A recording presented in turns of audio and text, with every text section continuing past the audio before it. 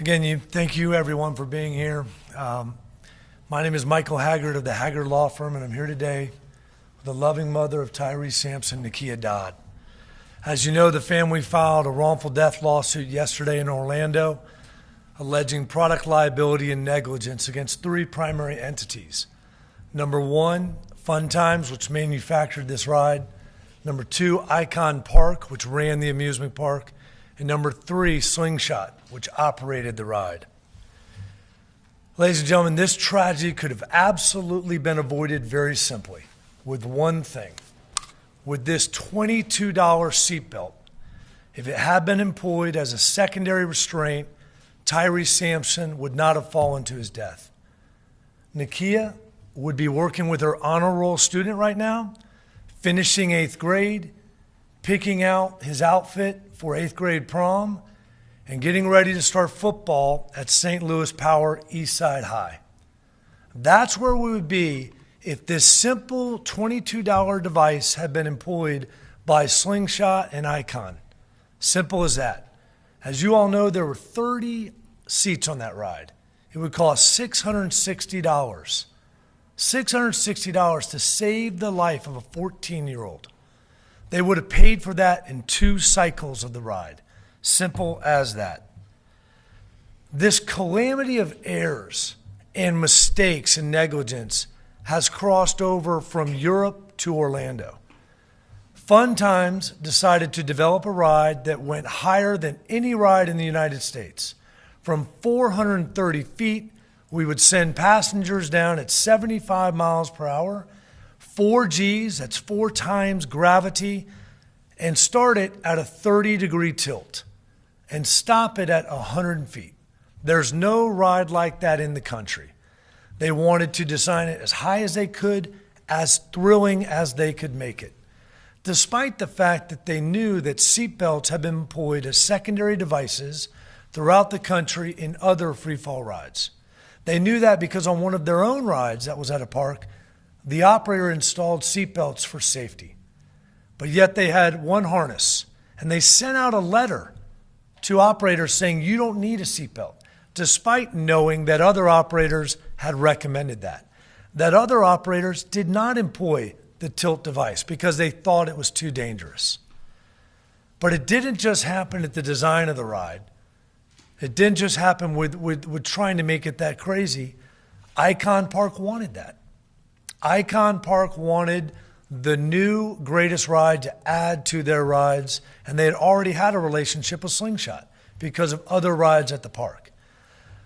Despite Slingshot's shoddy history of 4 prior incidents, Icon Park brought them there, and then Slingshot took over. And as you've all learned, the state of Florida, through an official report, found that Slingshot modified the seats 1 and seat 2, to be for bigger riders. They modified it from a regular opening of 3 to 4 inches to up to 6 to 7 inches. The one safety device, they didn't have this secondary layer of protection. They had one harness, and they intentionally manipulated it to the point where when Tyre Sampson was on the ride, it opened approximately to 10 to 11 inches, and that is why he fell out. It goes on and on. The manufacturer in their manual says no one can ride this ride if they have over 287 pounds. Yet, there wasn't a sign saying that. There wasn't a scale on premises, a simple scale, but there was a metal detector to see that people didn't have keys or phones that could fall and maybe hit a bystander. They had a full-size metal detector like we see at the airport, but no scale. When the manufacturing manual says you can't ride the ride more than 287 pounds. All of these acts of negligence fall on all 3 of these parties. A jury will decide what percentage of fault each one of these defendants get. And before I turn it over to you, I want to talk about a jury deciding this case. As you all know, in a lot of these cases, manufacturers, owners of rides, amusement parks want to silence everything. They want to get a quick confidential settlement with a family so that it's under the rug. I am so proud of this mother because her thoughts were not about her. They were about other mothers and other families and the public. And it was her decision to file this lawsuit now, to get sworn testimony under oath of those that are at fault, to get the documents to show the truth. Who made this mistake? We still don't know who actually manipulated the seats, when they manipulated the seats, and who knew about it and who directed it. And Nakia Dodd wants the public to know. She wants every mother out there, every family member to know so that we can do one important thing. And that is to make sure this never happens to another child or a family. And I thank you so much for having the courage to do that, because we have to get these answers to change the law. The law is different for amusement parks in every single state, and it has to be changed so no family goes through this again. Thank you for being here, and Nikki and I are available for questions. Mr. Haggard, are you saying there won't be an out-of-court settlement? You are promising a trial to get this all before? Well, the nature of what we find out will dictate that. So if we can find out what happened and we have enough information to go to the federal authorities and go to state authorities and make the changes, at some point, that is the primary concern. That won't happen in a month because we won't get documents in a month. That won't happen in 2 months because we won't be able to take depositions. But once we have that information, at that point in time, it obviously will be up to the family. And I strongly encourage the media to continue to push these questions so that we get these answers. And as you know, sometimes questions and documents can be attempted to be confidential in court cases. So that's where the media can help. Ms. Dodd, can you please step forward to the microphone so we could ask you a couple of questions? Yes. Thanks for joining us. I know this is very, very hard for you. Can you please express to us, from a mother's perspective, how difficult this is to realize something like this? One of your children having fun on spring break and something like this that nobody wants any child to have. Heartbreaking, heart-wrenching to get a call from your child's, family. We call them family, so I'll say family members out of town, to get a call saying your child is not coming back home, and he was only out on spring break enjoying himself for the good grades, the accomplishments he had, enjoying himself. So to get a call over the phone and not to be there as a mother, to comfort, tell him it's going to be okay, that's very disturbing. It's heart-wrenching. It's heart-wrenching. I couldn't do anything for my son but cry over the phone. I couldn't touch him. I couldn't hold him. I couldn't hug him. I couldn't do anything. I don't wish that on any parent, Ms. Dodd, what changes would you like to see to make sure no other parent has to experience what you experienced? More stricter laws for the rides. If it's, again, going up like a certain amount of feet in the air, weight restrictions, more workers, better safety protocols. That's it. What was Tyre like? Can you tell us what he was like? Tyre was my personal teddy bear, as you all know. We called him Gentle Giant. He was known as Gentle Giant. Big Tick was the football name he picked up during the course of the football. But Tyre was the type of kid that you couldn't help but want to converse with him. You wanted to get to know him. What was he thinking? He just had that magnet, like, who is this child? Very well respected, well mannered, no problems with the football team, nor school, nor family. He was a very well respected kid, humble, one of the most humble child I've known at the age of 14. Very humble. Can you show us your shirt that you're wearing right there that honors your son? Step off the side, just a little bit in front. Tick. Can you explain that, his nickname? Tick is the name that he received from the football team. Big Ticket, meaning ticket out of St. Louis, basically. Yes. How would you like your son to be remembered, and sorry about your loss? Thank you. I want him to remember it as a loving young man at the age of 14, very well mannered, no problems at all. I mean, just would give you the shirt off his back if you asked him right now. Character, I mean, he was a go-getter. He was a go-getter. And for him not to be here, this is devastating. He was on his way. You know, he was going to be known, but not like this. He was going to be under the football scene, the NFL team, not through this type of way. No. Where were you, if you could take us through that day, when you first found out about your son's death? What were you doing, and what did you go through those first minutes, first hours? How did that whole day hit you? I got the call. It was like late that night, that Thursday night. I was with my youngest daughter. We were about to do a little movie or a pizza type thing because, you know, they were on spring break. I get the call, and I instantly thought that, okay, Tyre never keeps a full charge on his phone, so I'm thinking he's using the friend's phone. And I pick up, and I'm like, hello? He was like, hey, Mom. So I'm instantly thinking, Tyre? He was like, no. Hey, Mom. I'm like, what's going on? And to get the news over the phone, that is devastating. My whole concern was, is he breathing? And are you with him? That was my main concern. Are you with him? I needed you to be with him because I wasn't there. So I needed somebody that I left in charge of Tyre to comfort him for me because I had to do it over the phone. So that was gut-wrenching. Yeah, not a good feeling. You had something to say to the companies responsible. What would you say to them? They can take the ride down completely, you know, just get rid of it altogether. That's too big of a risk. Not enough safety measurements. Take it down. Ms. Dodd, any particular stories you want to share about your son? And have you personally been to the site to visit it? I know it's probably tough. I'm sure it's tough for you. Have not been to the site. I have not. I have a lot of stories to share. Tyre was, he was just a humble kid. You know, he had this basketball was another sport that he played. He played for City Garden.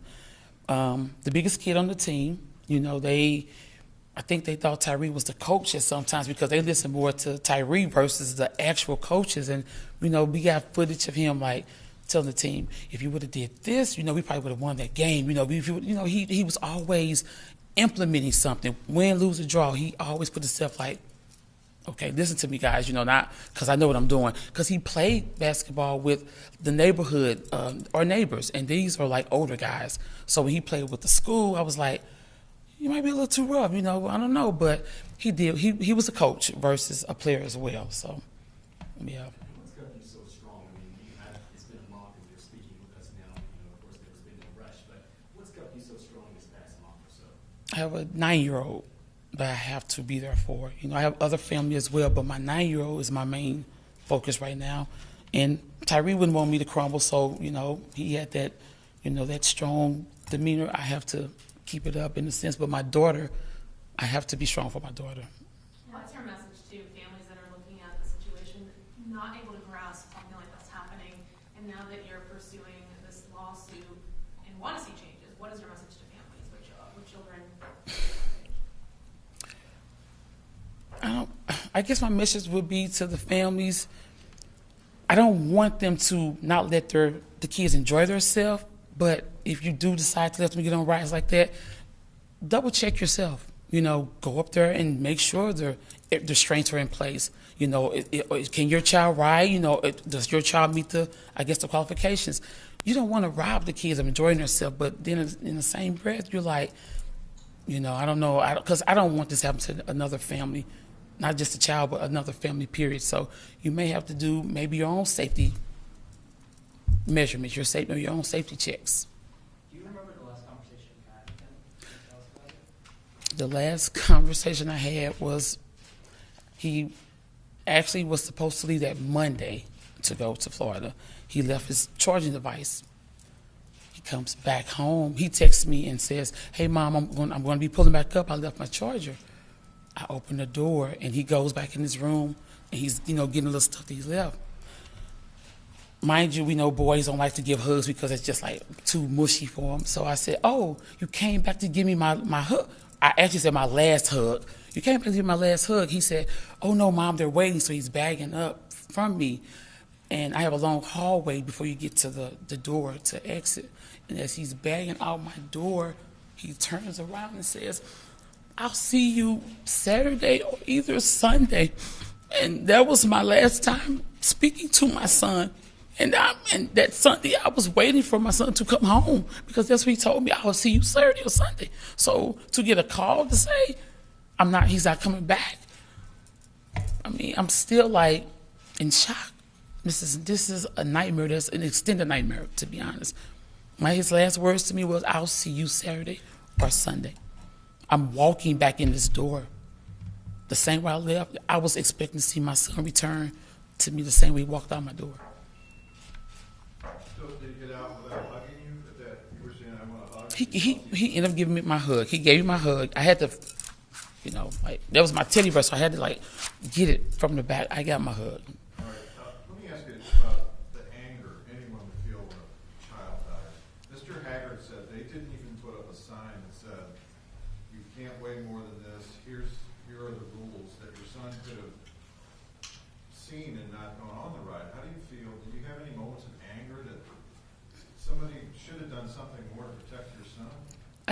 I have every emotion that you possibly can feel: anger, frustrated. I mean, I'm mad. I'm sickening. All of that, because it should have been better signage out. It should have been. Can we get more into his friends he was with? Did they have any firsthand accounts as far as he was denied other rides, or what did they say happened? I wasn't there, so I can't. Did they tell you anything about him being denied from other rides previously, or? No, I wasn't there, so yeah. How is it to hear that $22 could have saved your son's life? It's disgusting. It's disgusting. So it's like you didn't want to miss $1, but you stripped me of my son. So yeah, it's disgusting. Any message to the community? I know you had a lot of support. Any words you would like to say for everyone for important things? They have been very, very supportive. When I say the love is all over, it's all over. I've gotten all type of special made gifts, rugs, bracelets, necklaces, pendants, and I want to thank each and every one of them for even reaching out, even to check on me. I don't even know that a lot of these people, they make sure they message me on Facebook or whatever, just checking and making sure you're okay. I can't do anything, but I can see your hug, a virtual hug. That means a lot. It means a lot. You think you're going to a free call site? I have no plans on it. No. How's your daughter doing? I really think she's only 9, so she's probably not grasping the whole thing, but I think she see me like, okay, my mom is trying to be strong, so I want to be strong with my mom. And I let her know, cry. It's okay to cry. She still texts his phone to this day. She tells him, "I did this at school. I did this with the teacher." She lets him know what she's doing to this day still. And I just have to reassure her, it's okay to cry. It's okay. Tyre knows, he loves you, but let him know that you can cry. That's how you get to relieve a lot of things. You have to shed a tear or two. Will you be setting up any kind of scholarship, either at his current middle school, the high school he's going to attend, any kind of something in his name to draw people's attention to what happened and your call for safety on rides? It's currently a scholarship set up through Frank Clark. He reached out. I want to say it was established maybe a week ago. I'm not sure of the date, but it was established under Frank Clark Foundation. To this day, have you heard from any of the entities that are in the lawsuit, Slingshot, Icon Park, anyone has reached out to you when expressing their condolences? No. Do you blame one more than the others? No, they're all equal. Everyone is at fault. I mean, I can't say you did this or you did. Everyone. As you leave here today, what will be the message that you would like for everyone to hear? To be, as a mother, and under these circumstances, and I've been saying this to my family since this happened. Love on your kids while they're here. As the saying, give people their roses while they're here. That is so true. Your kids especially, let them know you love them, you're here for them, all of that. And you just as a mother going through this, it's just, I just can't express. It's disturbing. It's very disturbing to me. But my message to the family is just, I don't know, you just have to love on your kids while they're here. It'd be your judgment as far as the rides. I personally don't think I'll let my daughter participate in the rides anymore as far as being lifted off the ground, but that'd be the parents' judgment. But just, I don't know, just, it'll be your call. I just tell people, love on your kids because you're uncertain. You're just uncertain. This is an eye-opener. It's definitely an eye-opener for me in many ways. Any other questions? Just one for Mr. Haggard. Any parting shot for the amusement park industry? I mean, this is not an isolated incident. It seems every few years somebody dies. Do they need to get their act together? Oh, absolutely. Like we talked about before, there aren't uniform regulations. Back in the 1970s, the authority was taken away from the Consumer Product Safety Commission for fixed rides, and there's a bill in Congress right now to give the CPSC back that jurisdiction. I mean, you think about it, we can look around this room at all the different products that we have that the CPSC has jurisdiction over, the leading product agency in the country, and we need that back. And I would ask the amusement park industry, whether it be Disney World, Universal Studios, Six Flags, all these big groups, to be on this journey with Nakia Dodd, because any of these incidents hurt them. Because like Nakia's got messages from so many families. There's millions of families out there wondering before this summer, are we gonna do this anymore? And like Nakia, I mean, going through what she's gone through, saying, it's up to you. We don't want to take the fun away from the children. Well, let's get together and let's get our act together, because you can make these things safe if you put the effort into it. And what sort of liability does an amusement park face in the current legal climate with a wrongful death case? Well, they are absolutely under a negligence standard. This is a case where I fully expect at some point we will move to amend for punitive damages. Obviously, there's been a lot of questions about, is this a criminal act? And what's really interesting about the Department of Agriculture's findings is that this was intentionally done. Having a sign up or not is a mistake. Maybe employing a scale might be a mistake. Manipulating a safety device that then, for lack of a better term, tricks the proximity sensor to say, green light, you're ready to go, because it's been intentionally manipulated, is a matter that I think law enforcement's going to be looking at in this case. Mr. Haggard, do you know anything about the fact that Tyre was denied other rides that are previous to getting on this ride, or what witnesses said happened? Yeah, we've heard he tried to get on one of the rides. Well, not tried, he went to a ride, and they said clearly you can't ride because of your weight. He wasn't weighed. But that's something that is just basic as we go to a million amusement parks. Everyone who's been to an amusement park has seen the parent and the young child walk away with the child crying because they're too short to go on the ride. That's a safety call. It's life and death. And you don't worry about offending someone. You save their life. I believe he was. I'm not sure of the ride. We've heard different things from different people. And obviously that's up to the operator. It's not up to a passenger to say, let me guess this. Let me guess where we're at. Sorry. No problem. She's just gonna step out. Okay.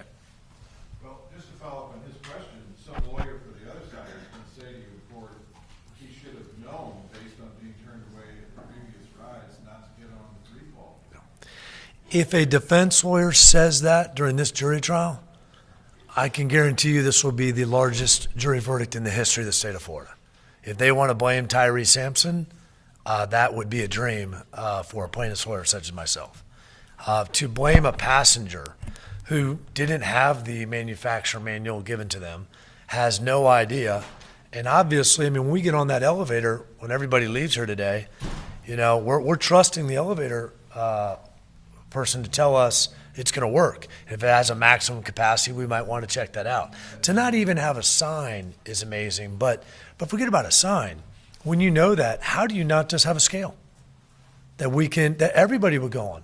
Just walk on and it clicks yes or no. What's the ballpark on a case like this? You know, there is none.